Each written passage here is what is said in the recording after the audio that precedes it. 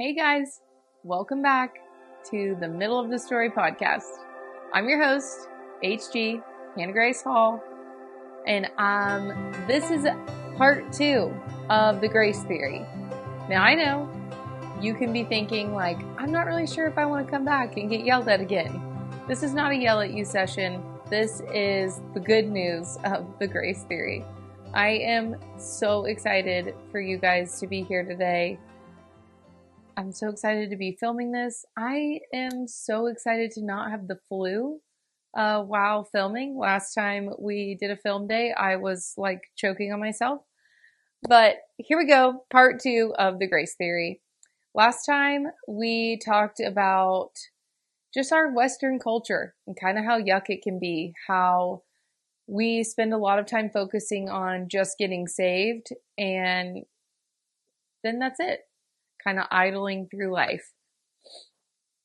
I get so fired up about this topic because I just don't want you to go the next 1 year, 5, 10, 20, 25 years, whatever. I don't want you to go another day thinking that your life does not matter and your choices don't matter and that the only goal you should have is just to like live a great life and have no I'm looking for no hardships, because we all know we're going to. We all know that we're going to endure something.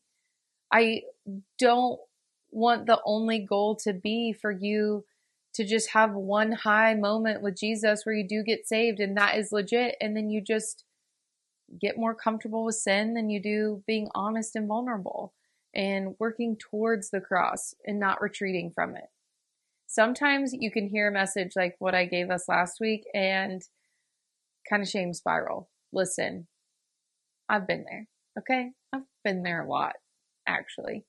Knowing the potential I have, knowing that I'm not living great, knowing Jesus, and kind of like living in the middle of that story. And I just want you to take a deep breath because we've all been there. And this is the good news of the grace theory. Let me read to you really quick. Hebrews 4, verses 14 through 16. Therefore, since we have a great high priest who has ascended into heaven, Jesus, the Son of God, let us hold firmly to the faith we profess. Last week I told you, you are saved by grace through faith. Don't forget the second part of faith. Hold fast to that. That is going to be a huge driver in your walk, because there's going to be a lot of times that you don't understand what's going on, that you're wanting to know, God, why am I in the middle of this messy middle? Why am I walking through this? I am a hairstylist in my real life, in my other job. And one of my clients just shared that she had been praying for something specifically that the Lord had put on her heart a year prior to a huge family event. She had no idea what she was praying about it, but she had the faith to walk that out. So, zooming back in. Stay with me. I do have a little tinge of ADHD, but hold firm to that faith. Don't sit on the first part of the verse of, I'm just saved by grace, so let's just move on. I'm good. I can keep sinning and everything's fine. Hold fast to the faith that you profess. For we do not have a high priest who is unable to empathize with our weakness.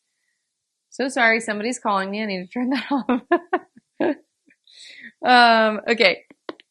Hold fast. Okay, hold on, Jeff. My babysitter's texting me. Okay, good. Sorry. Guys, this is real life podcasting. My babysitter texted me and then her mom called me. I'm like, oh no. My kids are fine, if anyone wanted to know. Okay, take it from the top. Let us hold firmly to the faith we profess. Honestly, you could just leave that in there because that is honestly the middle of my story. This is genuinely where I'm at in life, and here we are. Okay, for we do not have a high priest who is unable to empathize with our weaknesses. The good news of the grace theory. But we have one who has been tempted in every way, just as we are. Yet he did not sin. Let us then approach God's throne of grace with confidence so that we may receive mercy and find grace to help us in our time of need. Let us then approach God's throne of grace. This is what I want you to know. And I love that this is not going to be released this week, but last week was Easter. And I love that our pastor zoned in on Peter for our Easter message.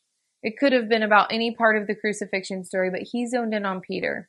And Peter's the guy after the crucifixion that's like, if you can think of a guy that like misses an open layup and a 3-pointer and like maybe one other really awesome shot to win the state championship, like he misses all 3 in a row. But he's that guy.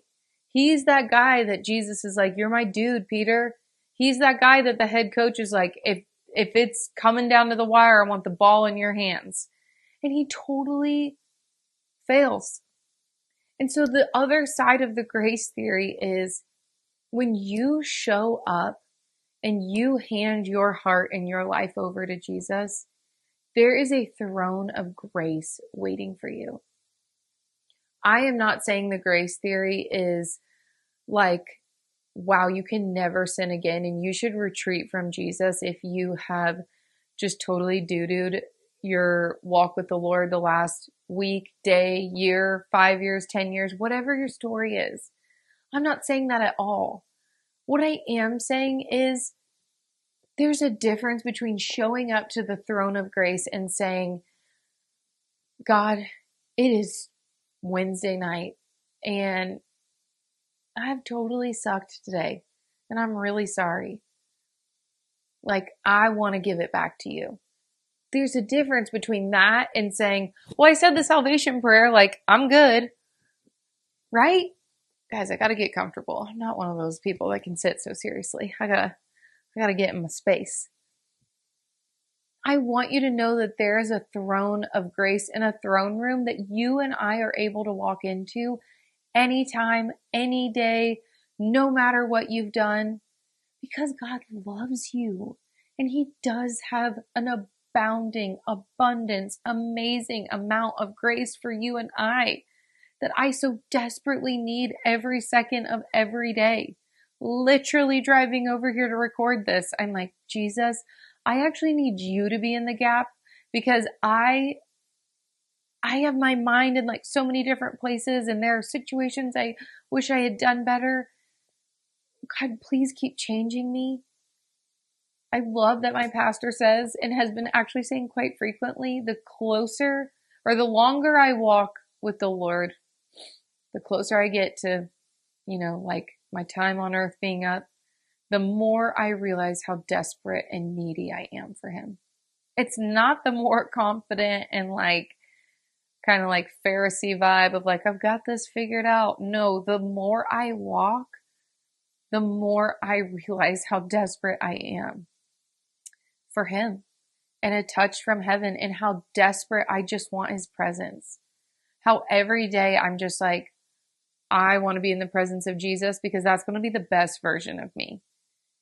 And so my heart for the grace theory is to one, truly call you out. Like if you are living like that, if your life is just like, well, I said the prayer and I don't have purpose. I just want to live my life and I want to work this job and I want to make a good amount of money and have a family and then die. Yes, I am calling you out for sure.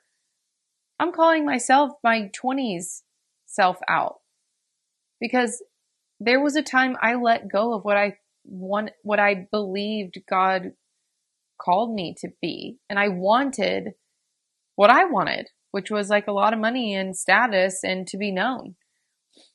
And there is redemption for that. You can't walk too far away from him. How many stories in this book are of people who are totally failing?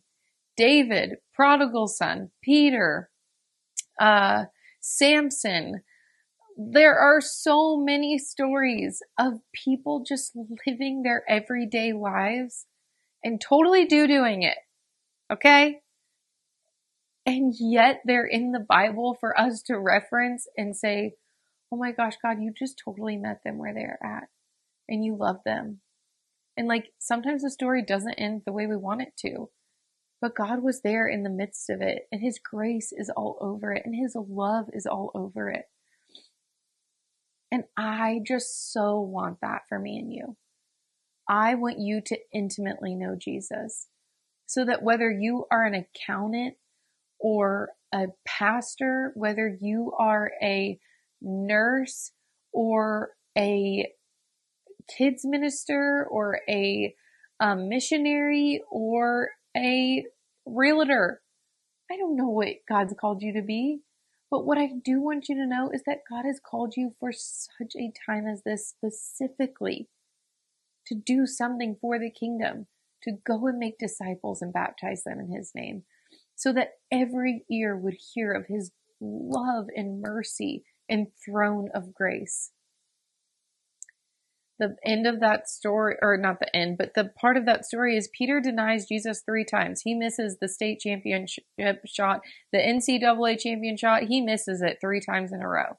That is really dumbing down like his failure. But to make it like Western civilization, it is, he really drops it, okay? And he goes back to who he used to be. And he's like, I can't be who God called me to be. I need to go back to like what I was. Selling himself short, forgetting all the ways God had called him. And you know what Jesus does? He goes and meets him. And he makes him some breakfast. And he calls him back out. Peter, do you love me? Do you love me? There's so much to unpack in that story. And honestly, Miles, you killed it. That is my pastor's name. I should probably link that message because it is so amazing. And it is the grace theory. It is that no matter the failure and the things that we do in our humanity, God has more for us. And there is a veil that has been torn so that you can walk in confidently and say, God, I did it again. And I need you and I want you. And like my favorite thing that I say, and I don't even know if I'm copying someone, like I may be, but if I do, they get the copyright for it. But it's, you just got to get up. You got to keep going and be strong, dig deep. And I think I just like compiled everything that a coach ever told me. Like dig deep. The throne of grace is waiting for you. Don't sell yourself short because you feel like you've messed up and messed it up. God is greater. He empathizes with your temptations and your failures because he was once tempted and he loves you. So this week, I hope that you get up and dig deep and keep going because God has great, amazing things for you. I hope you guys have a great week. Blessing you.